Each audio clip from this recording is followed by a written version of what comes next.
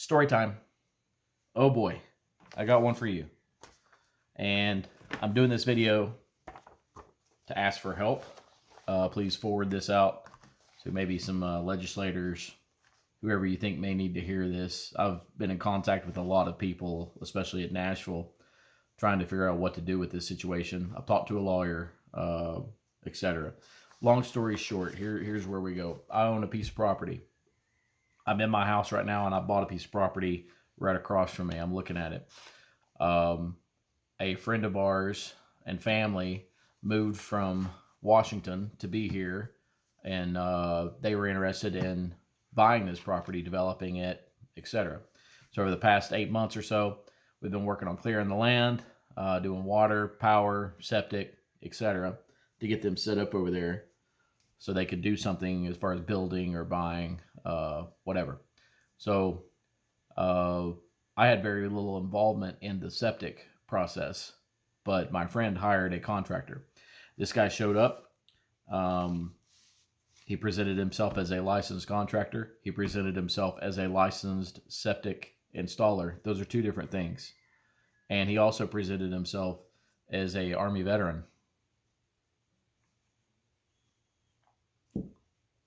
No, he's not. I checked. So anyway, original permit dated 11 April. Okay, 11 April. And he started work, or claims he started work, on the 24th of May. So he said it would take 10 days, start to finish, 10 days from the time he started digging and putting in the lines, chamber pipe, septic tank, etc., to the time that we got the install completion notification. It'd be 10 days. So that was May 24th. May 24th to August 25th is how long this stretched out for. I had very little contact with this guy. However, my friend has text messages and everything I'm telling you. I have a whole stack of papers here that I'm going through, but everything I'm telling you is a fact. You can fact check me. So it was excuse after excuse. This guy, he had family problems. Then he got COVID, and then I can't find a babysitter, and I'm stuck on another job site right now. Blah blah blah. It went on for weeks. Weeks turned into months. I mean, from May to August. That's how long this stretched out for, trying to get this septic install done. He was paid up front, a little over half, like $3,600. The original quote was for $7,129 was the original quote verbal that this guy said it would cost. Okay, stretched out for weeks and weeks and weeks. So this is a little bit what it looked like over there. That's my brown house in the background. It was, to say the least, it was a hazard going over there. Like, this guy just left random materials laying around, and it was like this for weeks. I didn't want kids over there. I didn't even want my dogs going over there because I didn't want them to like get hurt. It was a hazard the way he left the building site. And that's when questions started getting raised. And then, lo and behold, TDEC shows up. All right. Tennessee Department of Environment and Conservation showed up to the job site. But there it is. There's the date, 25th of August. It's on a trail cam, right? Right there he is. There's the excavator that stayed there forever. And there's my friend. And there were 3 individuals from the Tennessee Department of Environment and Conservation. They decertified it. All stop. Like, this is so screwed up. The trenches are too wide. They're too deep. We don't even think it's on the map. It was mapped to a certain location. All stop. No more work can be done. We have to get a soil scientist in here to see if this is fixable, because nothing is right with this install. Great. So all stop. That was August 25th. So soil scientist comes in and says, you can no longer put a 3-bedroom septic here.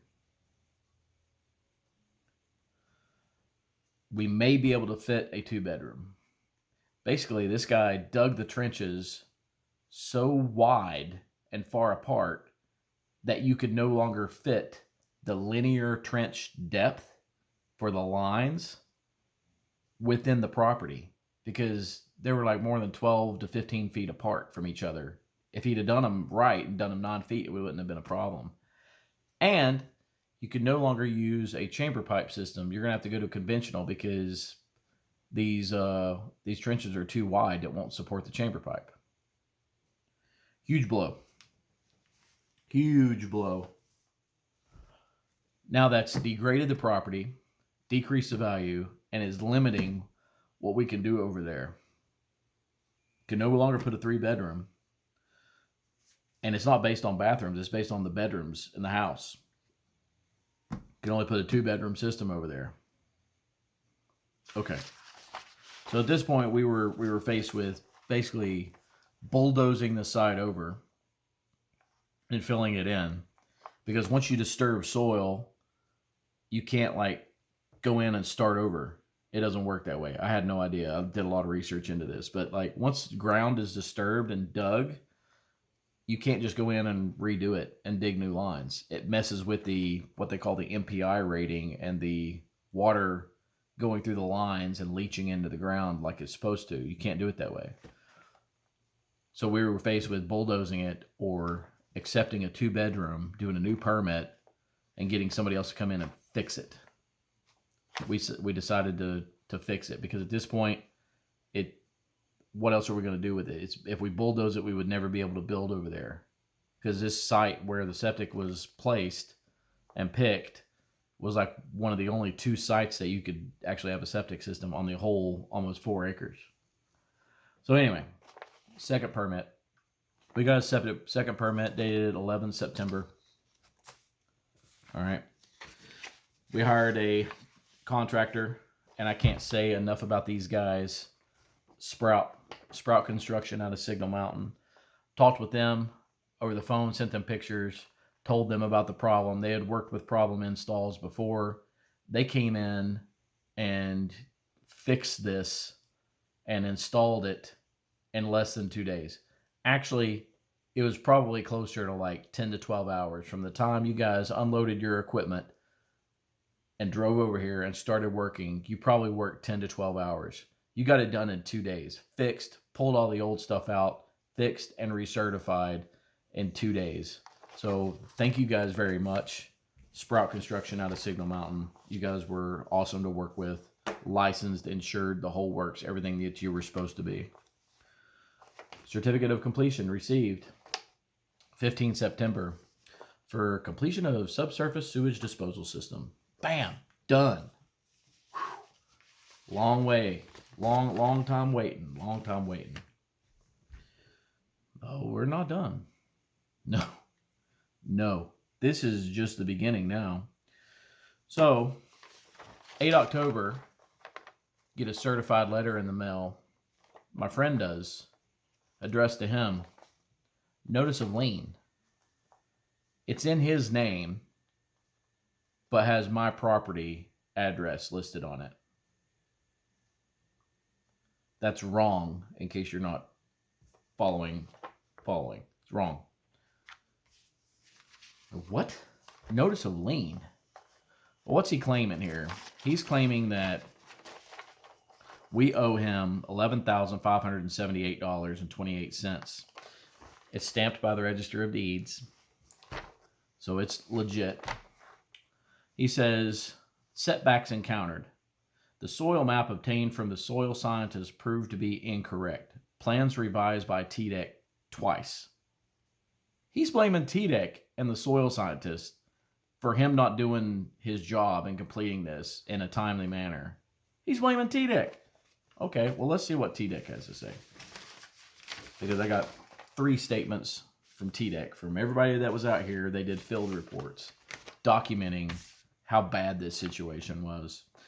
I'm just going to read through a couple of statements here on the multiple reports that I have. Most lines were in excess of the maximum trench width of 36 inches for the 3-foot chambers, and multiple locations were found within the trenches that exceeded the maximum depth specified on the soil map completed by the soil scientist. Measurements were taken in multiple locations that showed the majority of the trenches exceeded 36 inches maximum width. It would not be acceptable based on Tennessee regulations 0400, TAC 48, TAC 01, TAC letters, numbers. Trench width shall be no more than 6 inches wider than the product width, meaning the chamber piping. It was also noted that during the site visit that part of the trenches had been excavated outside of the usable soil area map. He wasn't even digging in the right spot. Yeah, that's TDEC. Thank you guys for providing statements on your field activity reports.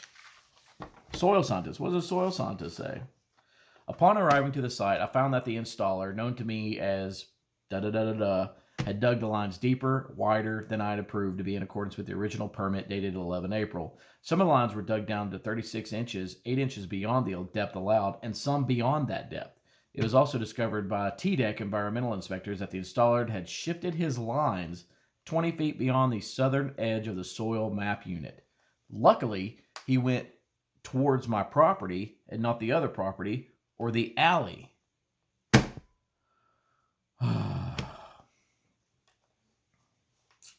Let's see what else. The installer opened up the trenches to greater than 3 feet wide that is required to make the chamber system function properly. They will not function properly when the trenches are too wide. The sidewalls of the trenches are supposed to support the 3-foot chambers. This change in system was an increased cost for Mr. Profit, the property owner. It was a substantial amount of money that we were not prepared to spend. And I'm not saying that towards Sprout Construction's costs, but it was, yeah. We were not prepared to spend that money to fix this. Okay, what else does he say here? And these are all setbacks encountered on this lien. The soil self contained many more rocks than the soil map hinted at. Took much more time to remove. Okay, let me tell you something real quick. The days that this guy showed up, which most of the days, I have a log, most of the days, if he was here for half an hour or an hour and a half. Like, it's like this was not a priority. But he's saying that it took time to remove rocks and stuff. Let me show you something.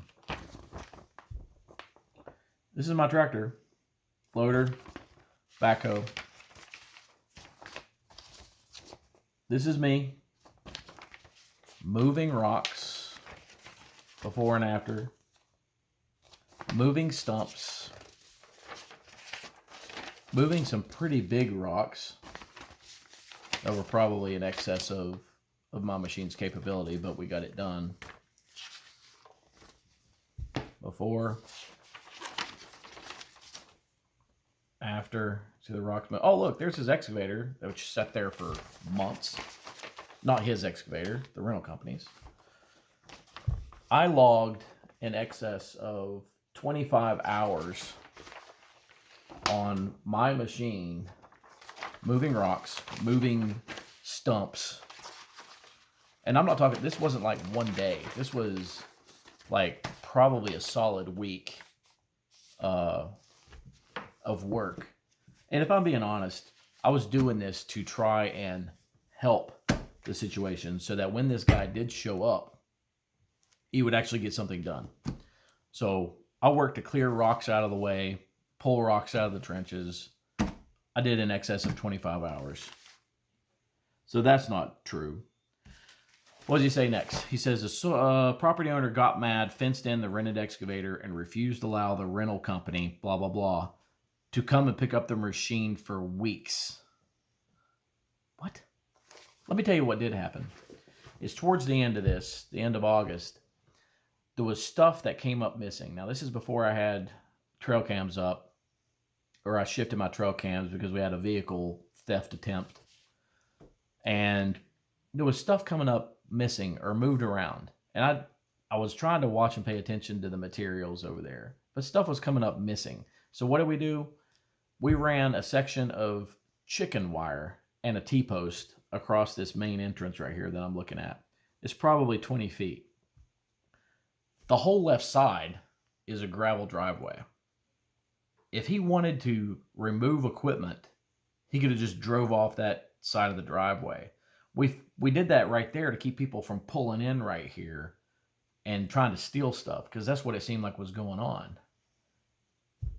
So then I was like, you know what, let me call the rental company, because he's claiming that the rental company couldn't come and pick this thing up for weeks. Guess what? They didn't even know about it. They were never contacted, and I have a statement coming from them. They were never contacted to come pick it up. They never attempted to come and pick it up. False statement. Let's go back to the materials. He says that we owe for materials installed in the septic system like $3,241. Remember the dates. Remember the dates. 25 August. This is 26 August. That's him right there. That's his vehicle. The back open. That right there, you see him dragging? That's a section of chamber pipe. Well, sections of chamber pipe. What is he doing? Oh, excuse me. What are you all doing? There's 3 of you. They're removing chamber pipe. They're removing paid-for materials from my property that were paid for, that we have receipts for. Look, they've stacked the chamber pipe on the excavator. If you don't know, this chamber pipe, although it's large, it's not very heavy, and it stacks like Pringles, like on top of each other. So I can't tell. I tried to like zoom in and count. I can't tell if there's 10 sections on there or 20. I have no idea. I can tell you this. I know there was about 82 sections over there, and they cost about $60 to $70 a piece. That's how much that chamber pipe costs. It's not cheap. What are you doing? Oh, left the property. That's the day he removed the excavator and an unknown amount of materials that were paid for. But he's claiming that we owe him for materials. Okay. So now what? I started thinking, let's look into this guy. Although I didn't hire him, let's look into this guy. And I have a certain set of skills. Background in security management, bachelor's in security management, 20 plus years in the military. Wife did 13. We're both disabled veterans. Okay. So I pulled this guy's profile. And let me just read through some of the charges that this guy has on his record. This is all public information. You can pull it up. Criminal charges. Let's see here. Driving on a revoked license. Okay. Theft over $1,000. Nice. False official reports leading to arrest. 2 counts. Okay. Failure to comply with financial responsibility. 2 counts. False reporting. Oh, there's another 2 counts. And last year. Let's see. Child neglect. 3 counts. Child endangerment. 1 count. So this guy's a criminal. He's a crook. So what else did I do? I called Nashville. I'm like, I need to verify a license on a guy. And I talked to a lady there, and I'll tell you what, she reminded me of like my grandmother. She was so sweet, so nice. But I contacted the Tennessee Department of Commerce, and I said, hey, I've got a situation. I just need to verify a license on a contractor. And she's like, honey, you can do that on the website. Let me give you the website, but while you're on here, let me do it for you. I was like, perfect, let's do it. So she looked him up. She's like, well, he's not in those surrounding counties you're in. And then she's like, he's not licensed in the state at all. He's an unlicensed contractor. Why is that important? I'll tell you why. Because in accordance with this is the Tennessee state guideline for filing liens, contractors filing liens. Let me read this. Unlicensed contractors are prohibited by law from filing a lien against a residence. Pursuant to Tennessee CA Code 62-6-128 and pursuant to another one. So that lien's illegal. So what did I do? I went down and I talked to the deeds office, and then I went and talked to a lawyer real quick. So I went and talked to a lawyer, and I said, hey, I have a lien on my property, unlicensed contractor. The lawyer took a look at this, and he's like, hey, oh, this is garbage. I'm like, what? Okay. He's like, well, it's not even in your name. He's saying that he's an incorporation. There's no amplifying information for a corporation down here. It's supposed to be there. Everything's wrong about it. It wouldn't hold up in court. I'm like, okay, what do I do? He's like, we have a couple options, and I won't go into those. But I went back to the deeds office, and I said, hey, this is illegal, or this wouldn't hold up in court. They said, well, we by law, we have to file it. I'm like, what? I'm like, this is an unlicensed contractor. Here's your governing instruction. Like, let me, you know what? Let me see what your guidelines are for filing liens. It was like I was from outer space, like an alien with a sticking out of my forehead. Like they didn't know what I was talking about. I'm like, I need to see what's your legality, checks and balances, whatever you want to call it. Where's your checklist? Where's your checklist? It says to file a lien, person has to do this, this, this, and this. I couldn't get it. It's like they didn't have it. Like it was not presentable to me. They were going off of hearsay or something. I don't understand. Like I asked multiple times, like, I just want to see the thing. I just want to see the list, your checklist. How do you do this? Well, if it's notarized and blah, blah, blah, blah, blah. I'm like, so you're telling me, you know, I'm an unlicensed contractor. I can go out and file a lien on somebody's property, make some false statements, get it stamped, and then you have to stamp it and record it. Like, yeah, as long as it meets our criteria. That's what I'm asking for. Needless to say, I had to leave before I was escorted from that place. But they don't have a system to check this. So what do I do? What do I do? Come back home, rethink this situation. I call TDEC back. I'm like, hey, just found out this. This guy's not a licensed contractor. Do you have a way of checking to see if this guy is a licensed installer? Because that's two requirements. It's separate. You have to be an installer of subsurface sewage disposal systems in accordance with Chapter 19 of this huge document, right? Guess what? He's not a licensed installer either. So not only is he not a licensed contractor, he's not a licensed installer of septic systems. Oh, but it gets better. It gets better. So you saw the pictures of him removing materials on the 26th, the day after the property was decertified. That date, right? You saw that. That was the time I didn't catch him. The time that I did catch him was September 7th, 2022. I just got back from the feed store, and his vehicle was backed up over there, opened up, and they were loading materials. This was still in the time frame that it hadn't been recertified for another install, and nothing was supposed to be touched. I caught him. I have text messages, and I called my friend, and he came up here and witnessed that this guy was trying to steal materials off the property again. That's the 2 times that we know about. The sheriff was called. A lot of you might be like, well, why didn't you call the police? The police were called on the 26th to file a report pursuant with theft and fraud by a contractor, TDEC 39-14-105. And they basically said it's a civil matter. We can't do anything about it, blah, blah, blah. So yes, they were called.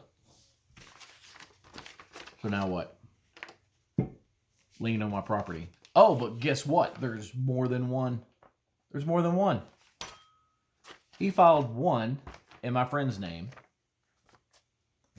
He filed another one like a week later. Verbatim, the exact same thing. Stamped by the Register of Deeds. Again, for the exact same amount. The only difference is that he added my name and my wife's name on this one. And I said, I went back down to the Register of Deeds office and I said, this is the second one on the same property. And by the way, the first one wasn't in my name, but is my address. You all didn't even verify the owner of the property. That's how quick these just slide across the desk down there. It's like, here you go, stamp. Okay, you're good. Boom. There you go. There's another one. Oh, there's another one. And they're cumulative. Guess what? The lawyer said you can only file one by a contractor for the same job on the same property. One. Well, now there's two. What else did he say? He said they're only good for a year. They're active, considered active for a year. Then after that, they're still there, but they're not as effective as far as trying to get them dropped unless they file suit. I said, well, how long does he have to do this? Because he's done two. And he said 90 days. They have 90 days from leaving the property to file a lien against a property. That's the legal matter of it. I went back down to the registered deeds office and I said, hey, this, and this is what the lawyer said. Well, we have to file them if it's blah, blah, blah, blah, blah, and certified, blah, blah, blah. Show me. Again, I got something sticking out of my forehead and didn't get anything in writing for their processes down there. Oh, but guess what? Senate Bill 726, House Bill 535 in the state of Tennessee. It's on the thing right now. And it is to protect public officials from fraudulent liens. Why? Because it's a problem. The TBI and the FBI did a investigation, and there were over 342 cases of fraudulent liens filed against public officials in this case. And why is it a problem? Because it's affecting people's livelihoods. It's affecting their ability to do a refinance or do a home improvement, to buy or sell property, to buy or sell a house. So that process has started to protect public officials. Where's the process for private citizens on the same issue? It should not be that easy to go down, print off a template, which I did off the internet for filing a lien, write down some BS on it, go get it stamped, take it down to the registered deeds office, and bam, you know how to lien against somebody's property. It's that easy. And I said, this system doesn't work. This system is broke. You know what they said? They said, yeah, we know it's broke. It doesn't work right. Then fix it. How are you not following the state guideline for a contractor? And you know what they said? He said, if we had to verify everybody's license when they filed a lien, we would never get anything done. What? If we had to verify everybody's license who came down here and filed a lien, we wouldn't get anything done. I said, are you serious? It's like, I did this on the internet in 2 minutes on the state website. I verified that this guy was not a licensed contractor. But that's the answer that I got. So now, here I am with 2 liens on my property, which according to the deeds office are cumulative. So they stack. So it's not 1 lien, it's 2 liens that keep adding debt to my property that I can never sell. I can never refinance or do anything with until this gets resolved. And you know what? It may be too late for me. It may be too late. I'm already knee deep in this. I don't know what it's going to cost to get out of it, but I know I'm not going to get any financial repercussions from it from him. I might be able to get the liens dropped eventually, maybe, but where's the accountability? There's not any. Not in Elizabeth, and there's not. Go down and file a lien against anybody you want to who pisses you off. That's how easy it is. Send this to the appropriate people you think might need to know this information, or maybe you know somebody who's going through a contractor problem right now. Send this to the officials, legislators, what have you. Maybe somebody can get an answer for me. I'm running into dead ends. But that's story time. Later.